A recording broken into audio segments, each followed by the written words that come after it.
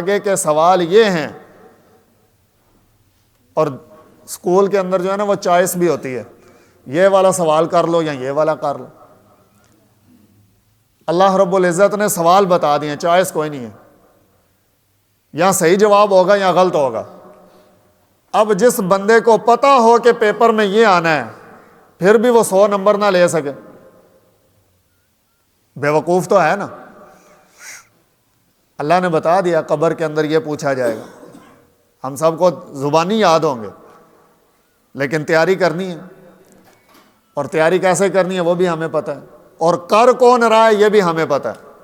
کل ایک لائن میں نے پڑھی، بڑی عجیب مجھے وہ لائن لگی،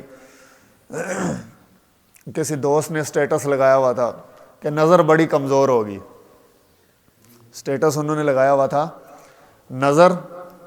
نظر بڑی کمزور ہوگی ہے، اور اس کے نیچے لکھا ہوا تھا اپنے ہی عیب نہیں دکھائی دے رہے۔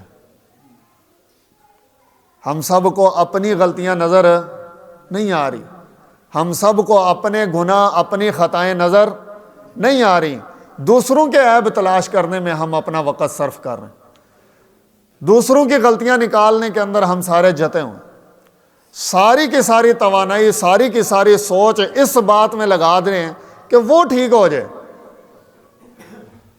کوئی شاید اللہ ماشاءاللہ یہ سوچ رہا ہوگا کہ میں بھی ٹھیک ہو جاؤں، اور جا کر ہم نے اپنے بارے میں حساب دینا، مجھ سے میری زندگی کے بارے میں پوچھا جائے گا۔ تو جانے کی تیاری کیا ہے جی؟ اعمال صالحہ درست کر لیں۔ اور قرآن پاک کے اندر فرمایا ان الانسان لفی خسر، سارے انسان خسارے میں، سارے انسان خسارے میں، میں بھی خسارے میں ہوں، ہم سارے خسارے میں ہیں، باہر والے دور والے، امیر کبیر غریب، سارے خسارے میں، سارے نقصان میں ہیں، سب کا نقصان ہو رہا ہے۔ کامیاب صرف 4 بندے، 4 قسم، 4 خصوصیات والا بندہ کامیاب ہوگا، جس کے اندر 4 باتیں ہوں گی وہ بندہ کامیاب ہوگا۔ اور وہ 4 باتیں کون کون سی ہیں؟ فرمایا کہ جس کے جو ایمان لایا، اور جس نے نیک اعمال کی، اعمال صالحہ۔ ایمان ضروری ہے اور اعمال صالحہ، اور تیسرے نمبر پر صبر کیا، اور چوتھے نمبر پر حق بات کی۔ یہ 4 باتیں جو جس کے اندر ہوں گی وہ کامیاب ہوگا، باقی سارے کے سارے خسارے میں۔ اس لیے اعمال صالحہ ہم نے اپنے اعمال کو درست کرنا ہے، جانے سے پہلے جانے کی تیاری۔ اللہ پاک ہمیں عمل کی توفیق عطا فرمائے۔ یہ اسی لیے روزانہ جو جنازے اٹھتے ہیں نا، یہ اسی لیے اٹھتے ہیں کہ ہم اپنے آپ کو سمجھا لیں، ہم جانے کی تیاری کر لیں۔ فی الوقت اس کا تھا، کل کو میرا بھی وقت ہو سکتا ہے، جانا تو سب نہیں۔ اللہ پاک ہمیں سمجھ عطا فرمائے۔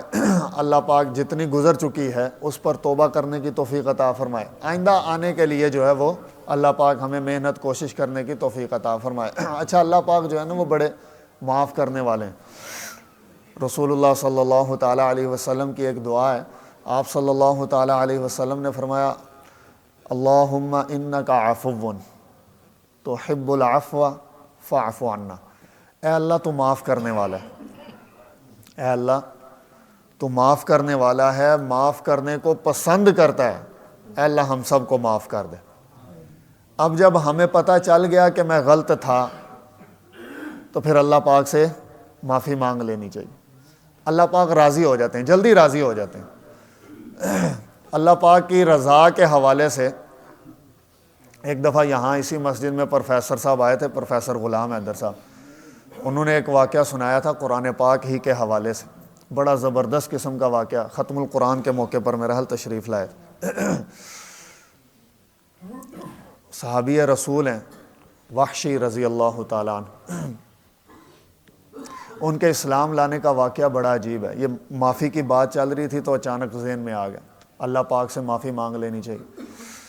وہ بڑی مشہور باتیں ہیں کہ اللہ پاک معاف کرنے، جب بندہ اللہ سے معافی مانگتا ہے نا تو پھر اللہ پاک اس کے گناہ نہیں جتاتے، اس کو گناہ گنواتے نہیں ہیں، اس کی غلطیاں نہیں بتاتے کہ تو نے یہ بھی کیا، تو نے یہ بھی کیا، تو نے یہ بھی کیا، نہیں۔ جب بندہ کہہ دیتا ہے نا کہ اے اللہ مجھے معاف کر دے، قرآن پاک کے الفاظ ہیں ولا یخاف عقباہا، اللہ کو کسی کی پرواہ کوئی نہیں ہے۔ جب اللہ پاک نے معاف کرنا ہے تو پھر اللہ پاک نے معاف کر دینا۔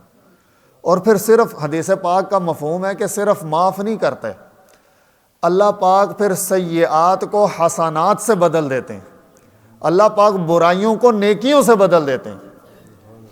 الا من تاب وآمن وعمل صالحا، آگے فرمایا فاولئک یبدل اللہ سیئاتہم حسنات، اللہ رب العزت پھر برائیوں کو نیکیوں سے تبدیل کر دیتے ہیں۔